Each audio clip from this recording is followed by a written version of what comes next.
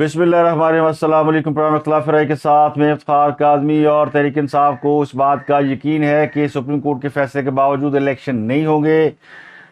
تو آخری راستہ ان کے پاس یہی ہے کہ فوج کسی طریقے سے حکومت گرا دے، حکومت کو انکار کر دے۔ قومی اسمبلی میں سپریم کورٹ کے 3 رکنی بینچ کے خلاف قرارداد باقاعدہ منظور کر لی گئی ہے،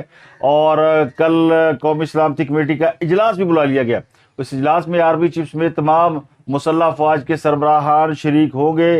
یہ ایک بڑا اجلاس ہے اور اس میں اہم فیصلے ہوں گے، جس میں موجودہ سیاسی صورتحال کے تناظر میں پارلیمنٹ کی جو پوزیشن ہے، جو حکومت کی پوزیشن ہے، وہ بھی زیر بحث آئے گی، اور ملک میں جاری سیاسی اور آئینی بحران کے حوالے سے کچھ اہم فیصلے بھی لیے جا سکتے ہیں۔ تو تحریک انصاف نے اب امیدیں لگا لی ہے قومی سلامتی کمیٹی کے اجلاس میں، اور توقع یہ کی جا رہی ہے۔ فواد چودھری نے ایک پریس کانفرنس کی ہے، اور اس پریس کانفرنس میں انہوں نے باقاعدہ اس بات کا اظہار کیا کہ فوج اس اجلاس میں حکومت کو صاف صاف بتا دے کہ وہ کس طرف کھڑے ہیں۔ کہتے ہیں کوئی شرم ہوتی ہے، کوئی حیا ہوتی ہے، یہ بڑا مشہور جملہ ہے خواجہ آصف کا، جو کسی وقت ان کے منہ سے نکل گیا، لیکن یہ شرم حیا ان لوگوں کے لیے ہوتی ہے جن کو اس کے معنی پتہ ہو، جو اس پر عمل کرنا جانتے ہوں۔ تو ایک تو شرم حیا والی جو میں نے بات کی ہے وہ اس لیے کی ہے کہ میں نے پچھلے ولاگ میں کوئی 3-4 زمان پارک کے حوالے سے خبریں دی تھی، تو اس پر زمان پارک میں شدید ریاکشن دیکھنے میں آ رہا ہے، اور چیخیں بلند ہو رہی ہیں کہ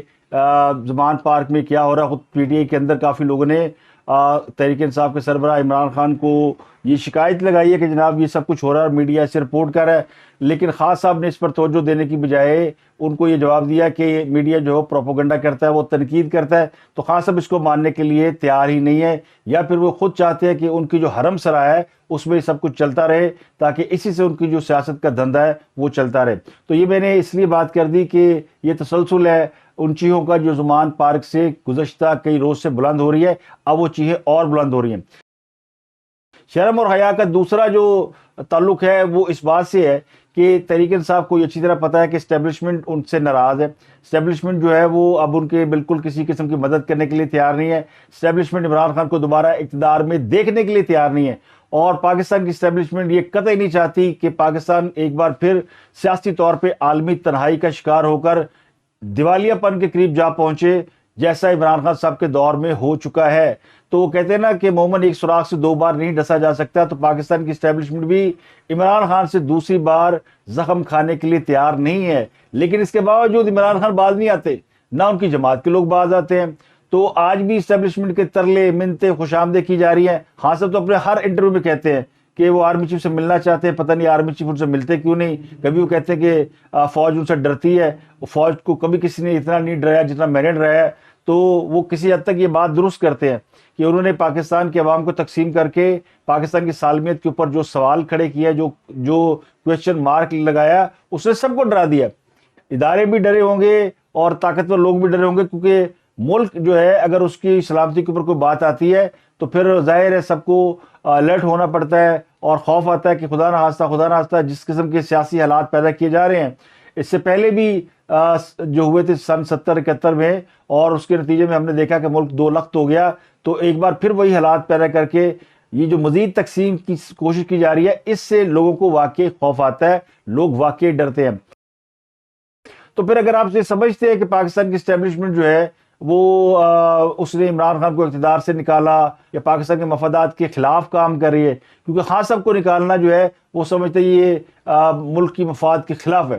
تو اگر اسٹیبلشمنٹ نے خان صاحب کو اقتدار سے نکالا، فرض کر لیتے ہیں کہ اسٹیبلشمنٹ نے نکالا، تو پھر کس منہ سے اسٹیبلشمنٹ کے ترلے منتے خوش آمدید گوٹے گٹے پکڑے جا رہے ہیں،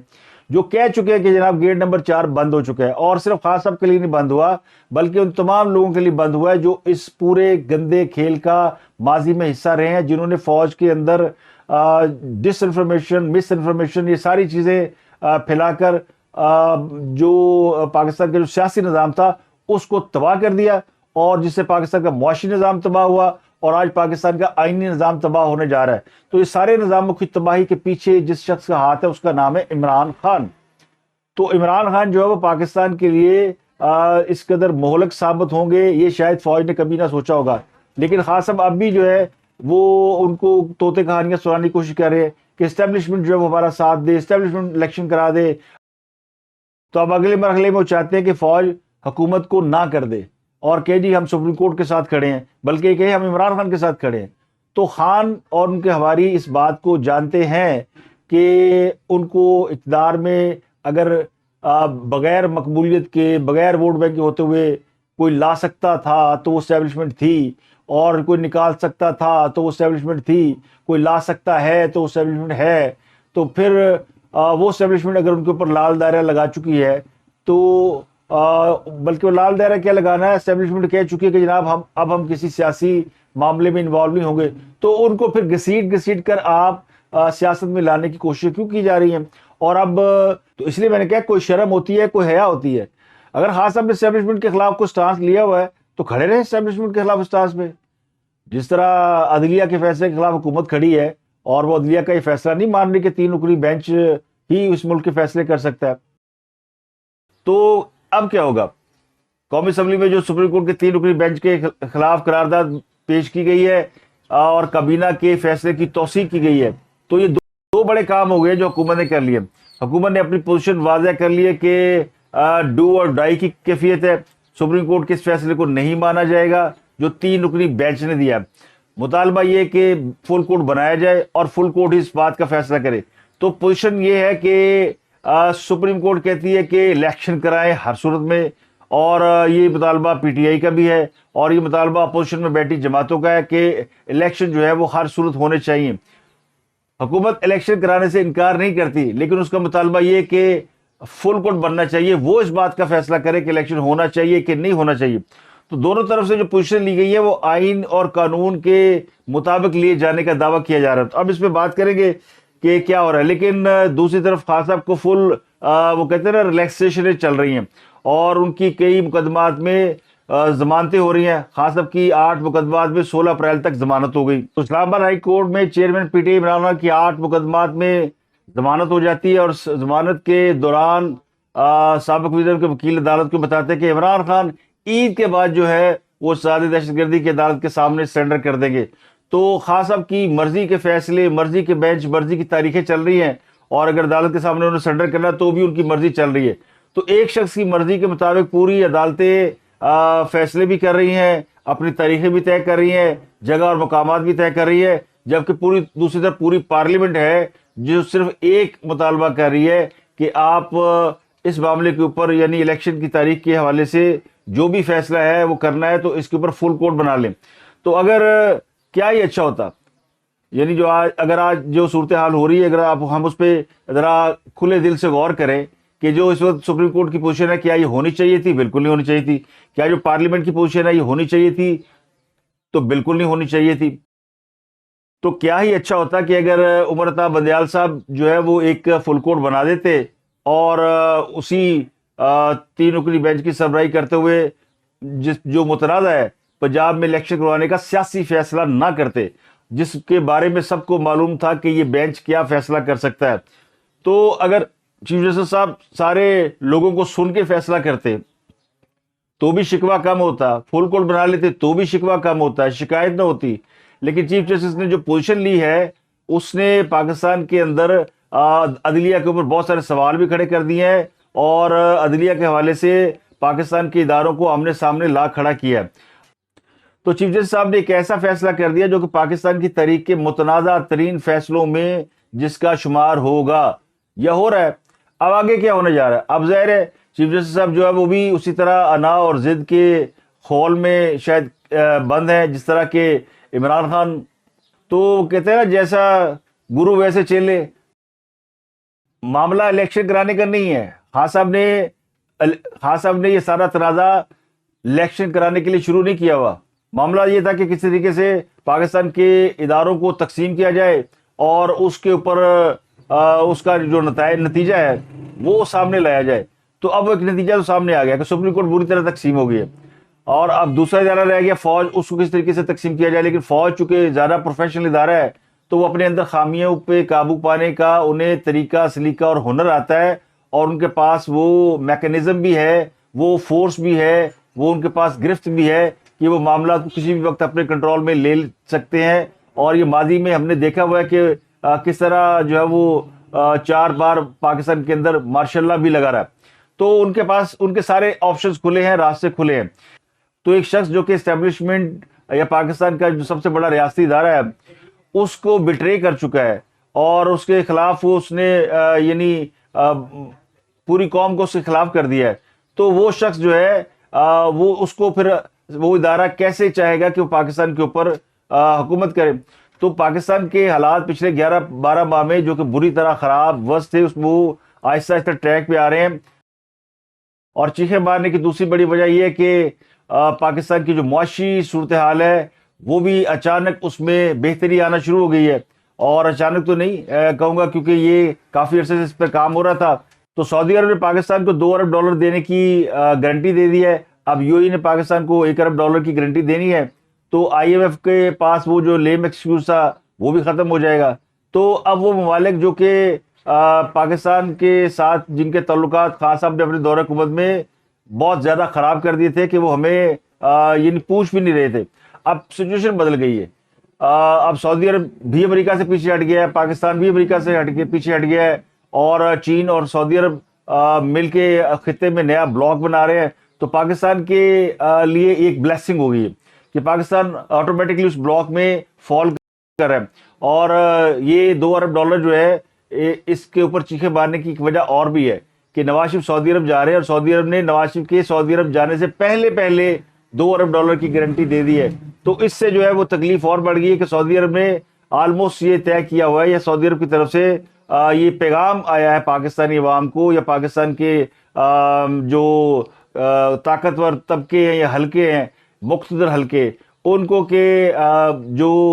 پاکستان کے لیے حکمران قابل قبول ہے عرب ممالک کے لیے، وہ پھر وہی ہیں جو کہ اس وقت پی ڈی ایم میں بیٹھے ہوئے ہیں. تو اب پارلیمنٹ نے جو قرارداد منظور کی ہے اس کے بعد کیا ہوگا، یہ سب سے بڑا کویسچن آف دی ڈے. اب کیا ہونے جا رہا ہے کہ پارلیمنٹ نے سپریم کورٹ کا فیصلہ رد کر دیا ہے، اور سپریم کورٹ کا فیصلہ کوئی بھی ادارہ کوئی بھی شخص رد کرے تو قانون یہ کہتا ہے کہ وہ توہین عدالت کا مرتکب ہوا ہے. اب کیا سپریم کورٹ کابینہ کو توہین عدالت کا نوٹس بھیجے گی، پارلیمنٹ کو بھیجے گی، پرائم منسٹر کو بھیجے گی، یا کس کو توہین عدالت کا مرتکب قرار دے دی؟ کیونکہ ایک طرف پورا ادارہ ہے، اب یہ انڈیویجول نہیں ہے. تو سپریم کورٹ کے لیے ایک وہ کہتے ہیں مشکل صورتحال جو ہے وہ کھڑی کر دی گئی ہے. اب چیف جسٹس عمر بدیال صاحب وہ چونکہ ان کے بارے میں اب کسی کو شک رہا ہی نہیں کہ وہ ان کا رجحان کیا ہے، وہ چاہتے کیا ہے. وہ صرف ایک ہی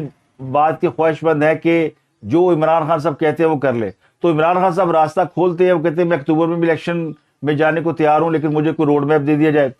تو وہ روڈ میپ کس سے مانگ رہے ہیں؟ خود ان کے پاس کوئی روڈ میپ نہیں ہے پاکستان کو معاشی بحران سے نکالنے کا. تو اصل جو لڑائی چل رہی ہے نا، وہ لڑائی اسٹیبلشمنٹ کی ہے، اور دونوں فریق جو ہیں حکومت اور اپوزیشن،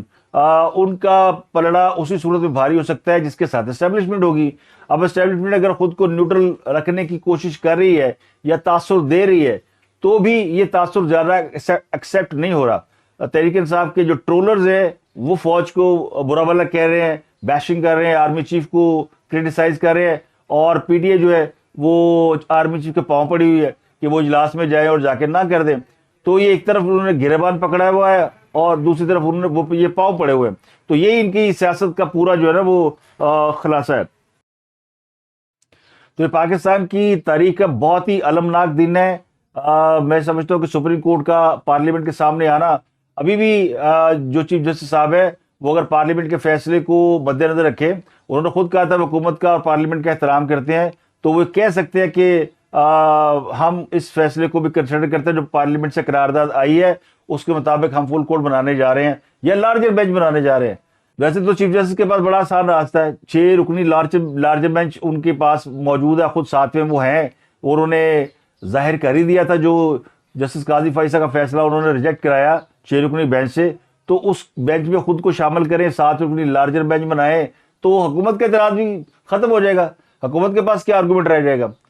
اب سوال یہ کہ حکومت کے پاس تو بڑے راستے ہیں، یعنی ابھی ان کے پاس اپیل میں جانے کا راستہ ہے، ریویو میں جانے، چاہے ریویو چھوڑ دیں، اپیل میں جانے کا راستہ ہے، قانون سازی ہونی ہے. اب جو اصل خدشہ ہے نا کہ حکومت کیوں جا رہی ہے پہلے سے اس معاملے کے اوپر، کیونکہ ان کو یہ خدشہ ہے کہ جو ایکٹ آف پارلیمنٹ بننے جا رہا ہے جو صدر نے اپنی کونی کے نیچے رکھا ہوا ہے ایوان صدر کے اندر، اور اس کے اوپر وہ پنجے گاڑ کے بیٹھے ہوئے کہ میں نے یہ منظور نہیں ہونے دینا، اور وہ ریویو کے لیے اس کو پارلیمنٹ کے پاس واپس بھی بھیجیں گے، اور پھر بھی وہ 15 دن میں اپروو ہو جائے گا، اس ایکٹ آف پارلیمنٹ کو سپریم کورٹ سٹرائک ڈاؤن کر سکتی ہے۔ تو اس بات کا خدشہ ہے اگر سپریم کورٹ نے اس ایکٹ آف پارلیمنٹ کو کالعدم قرار دے دیا تو پھر یہ جو اپیل والا حق ہے حکومت کا، یعنی از کو نوٹس کے خلاف جو اپیل کے لیے قانون سازی کی گئی ہے، اس کے مطابق 3 رکنی جو سینئر جج ہے وہ بینچ بنے گا، اور وہ پھر اس کے اوپر اگلا بینچ بنائے گا، اور از کو نوٹس لینے کا یا اس کی اپیل کے حوالے سے کوئی فیصلہ کر سکے گا۔ تو اس کو پھر جب یہ سپریم کورٹ اگر کالعدم قرار دیتی ہے، اٹھا کے باہر پھینک دیتی ہے، تو پھر کیا آپشن رہ جائے گا؟ اس لیے حکومت بھی جلدی میں آ گئی ہے، اور حکومت نے اس کا انتظار کرنے کی بجائے پارلیمنٹ سے یہ قرارداد منظور کر لی کہ آئیں، اب تو یہ معاملہ جو ہے وہ پوری ایک ریاست کا، پوری حکومت کا ہے، اور قومی سلامتی کمیٹی کے اعلامیے کے بعد تو مشکلات اور زیادہ پیدا ہو جائیں گی سپریم کورٹ کے لیے، اور سپریم کورٹ کا 3 رکنی بینچ کسی صورت بھی حکومت، پارلیمنٹ اور قومی سلامتی کمیٹی کے فیصلے کو اگنور نہیں کر سکتا۔ یہ میری ذاتی رائے ہے، اور میرا خیال ہے کہ یہ پیغام بھی بڑا لاؤڈ اینڈ کلیئر ہوگا، اور اس پیغام کے بعد سپریم کورٹ کے لیے اپنے فیصلے پہ کھڑا رہنا مشکل ہو جائے گا۔ اور یہ مقبول جان جو ہے وہ ایک تجزیہ نگار ہیں، پرانے بیوروکریٹ ہیں، ان کی نواز شریف کے ساتھ ایک مخاصمت سب کو پتہ ہے کیوں ہے، کیا ہے، وہ خود بتاتے ہیں، اور وہ چھپاتے نہیں ہیں۔ کچھ ذاتی وجوہات ہیں جن کی وجہ سے وہ حکومت اور ان کے جو لوگ ہیں یا شریف فیملی ان کے وہ خلاف ہے، کیونکہ ان کے دور حکومت میں وہ کسی جگہ افسر بھی رہے، جس طرح اعجاز الحسن صاحب، جسٹس اعجاز الحسن صاحب، وہ نواز شریف کے پرانے ہمسائے ہیں۔ اب وہ ماڈل ٹاؤن میں رہائش پذیر رہے ہیں، اور وہاں چونکہ شریف خاندان کی گھر ہیں وہاں پہ، تو وہ جو ٹریفک روکا جاتا ہے اشرافیہ کے لیے، اس کی وجہ سے ان سے ناراض بھی رہے، جھگڑے بھی ہوئے، پھر وہ کوئی لڑائی جھگڑا، کوئی ان کے گارڈز کی آپس میں فائرنگ شائرنگ بھی ہوئی، یہ کیس بھی درج ہوئے۔ ثاقب نثار جب چیف جسٹس تھے تو یہ اعجاز الحسن کے گھر پہنچ گئے تھے، اور اعجاز الحسن نے بتایا کہ ان کے اوپر شریف فیملی کے گارڈوں نے فائرنگ کی ہے، تو ثاقب نثار صاحب جو ہے وہ پھر اس غصے میں انہوں نے بہت سے اہم فیصلے کیے، اور اعجاز الحسن صاحب تو آج تک کر رہے ہیں۔ تو اسی طرح اوریہ مقبول جان صاحب کے بارے میں بھی یہ کہا جاتا ہے کہ ان کو کسی جگہ وہ تعینات تھے، پھر وہاں سے کچھ گڑبڑ ہوئی، انہوں نے کہیں اٹھا کے دور پھینک دیا دور دراز علاقے میں، تو وہ بھی ناراض ہے، آج تک تو ناراض چلے آ رہے ہیں۔ چلے یہ ان کا ذاتی مسئلہ ہے، اس کے اوپر میں زیادہ بات نہیں کرتا، لیکن جو انہوں نے حضرت قائد اعظم کے بارے میں ارشاد فرمایا اور عمران خان صاحب کو ان سے بڑا لیڈر بنا کے پیش کیا، وہ تو یعنی ان ایکسیپٹیبل ہے۔ جس طرح کی سیاست اور جس طرح کی مقبولیت عوام نے عمران خان کو دی ہے، پاکستان میں ایسی مقبولیت قائد اعظم کو بھی حاصل نہیں ہوئی تھی۔ قائد اعظم بلوچستان میں اور صوبہ سرحد میں اجنبی تھے، پنجاب میں بھی ان کو کوئی نہیں جانتا تھا جب انہوں نے سیاست شروع کی تھی، سندھ میں بھی 1 ووٹ سے جیتے تھے، لیکن پھر اللہ تبارک و تعالیٰ نے ان کو عزت و توقیر دی۔ عمران خان 4 صوبوں میں لوگوں کے دلوں میں دھڑکتا ہے، لیکن مقابلہ وہی ہے، وہ جو ستیزہ کار رہا ہے ازل سے تا امروز، چراغ مصطفی سے۔ اتنا بھی ذرا کسی کی آپ محبت میں گرفتار نہ ہو جائیں کہ آپ حقائق کو بھی ڈسٹارٹ کریں، اور آپ چیزوں کو، اسی عمران خان کو آپ فرعون بھی کہتے رہے ہیں، اور آج یہ کہتے ہیں کہ عمران خان بڑا پاپولر ہے اور قائد اعظم کو کوئی نہیں جانتا تھا۔ عمران خان صاحب کی تقریر میں نے سنی ہے، میں اس وقت سے صرف اللہ سے یہ دعا کر رہا ہوں کہ اس شخص کی فرعونیت کی سزا اس قوم کو مت دے، اس کی فرعونیت کی سزا اس قوم کو مت دے، کیونکہ جس طرح کی سیاست اور جس طرح کی مقبولیت عوام نے عمران خان کو دی ہے، پاکستان میں ایسی مقبولیت قائد اعظم کو بھی حاصل نہیں ہوئی تھی۔ تو قائد اعظم کو آج پوری قوم نہ صرف جانتی ہے بلکہ مانتی ہے، اور شاید پاکستان کی تاریخ میں وہ واحد سیاستدان ہے جن کے اوپر بلا شرکت غیر ہر کسی کا اتفاق ہے، اور وہ بابائے قوم ہے، وہ فادر آف دی نیشن ہے۔ وہ کوئی تحریک انصاف کی طرح تو نہیں ہم لوگ کے روز ابا بدل لیں، ہم کہ جی کل قائد اعظم ہمارے ابا تھے، آج ہمارے ابا عمران خان ہیں، پرسوں ہمارے ابا جسٹس بندیال صاحب ہو جائیں گے، یا کسی اور کو باپ بنا لیں۔ تو پاکستانی قوم جو ہے نا وہ اس کی مثال یہ نہیں ہے، تو پاکستانی قوم جو ہے وہ ایک ہی شخص کو باپ مانتی ہے، اور وہ ہے حضرت قائد اعظم۔ تو ان کے حوالے سے جو بھی ریمارکس اوریہ مقبول جان صاحب نے دیے ہیں، وہ غلط ہے، ان کی مذمت کی جانی چاہیے اور ان کو وہ ریمارکس واپس لینے چاہیے. کہاں وہ زمان پارک کا گھر، کہاں وہ وہاں پہ وہ جو ڈیش ڈیش بازی ہوتی ہے، لوگ تو کھل کے نام لے رہے ہیں. میرا روزہ ہوتا ہے تو میں اس لیے میں تو اس کا ذکر بھی کرنا پسند نہیں کرتا کہ ایسے نام لیے جائیں یا ایسی باتیں کی جائیں، لیکن وہ ایک ایسی یعنی حرم سرا، زمان پارک تو حرم سرا بن گیا نا، جہاں پہ شباب شراب نشہ جہالت اور ڈیش ڈیش بازی اور چوری چکاری ڈرامے باز ہر چیز چل رہی. اور اس کے جھنڈ میں بیٹھا ہوا ایک شخص جو کہ جس کو آپ کوئی کہہ سکتے ہیں کہ وہ کوئی چھوٹا موٹا ڈرامے باز ہے، نوسر باز ہے، وہ اس کو اگر آپ یہ کہیں کہ وہ حضرت قائد اعظم سے بھی آگے نکل گیا ہے، بڑا پاپولر ہے، تو یہ آپ نے بہت بڑی زیادتی کی اس قوم کے ساتھ. آپ کو اس پر معافی مانگنی چاہیے، آپ کو شرمندگی کا اظہار کرنا چاہیے.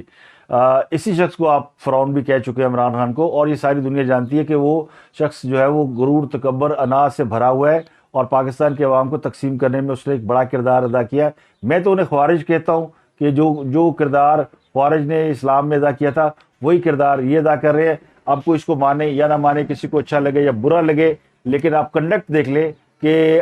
4-5 سال پہلے یا 6 سال پہلے یا 8 سال پہلے اٹھا کے آپ دیکھ لیں تو کیا ہمیں کہیں بھی کسی ادارے کے اندر کوئی اس طرح کی تقسیم نظر آتی تھی؟ 97 میں آپ کو تقسیم نظر آئی تھی سپریم کورٹ کے اندر جب چیف جسٹس تھے سجاد علی شاہ صاحب، اور اس وقت جو کچھ ہوا تھا وہ بھی کوئی اچھا نہیں تھا، لیکن اس کے بعد پھر ایک طویل عرصے تک اداروں کے اندر اس قسم کی تقسیم ہمیں نظر نہیں آئی.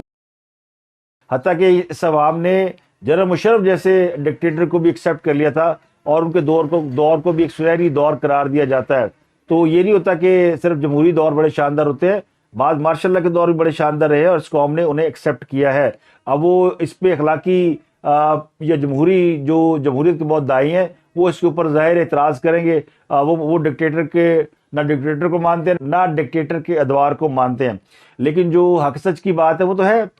جلالیہ ایوب کے دور میں اگر ترقی ہوئی تو ہوئی ہے، ضیاء الحق کے دور میں تباہی ہوئی ہے تو ہوئی ہے. اس بات کو یعنی یہ بات جسٹیفائی نہیں کرتی ہے کہ یہ قوم جو ہے وہ صرف جو ہے وہ سیاستدانوں کو یا جمہوریت کو ہی، جو آج کے حالات بنے ہیں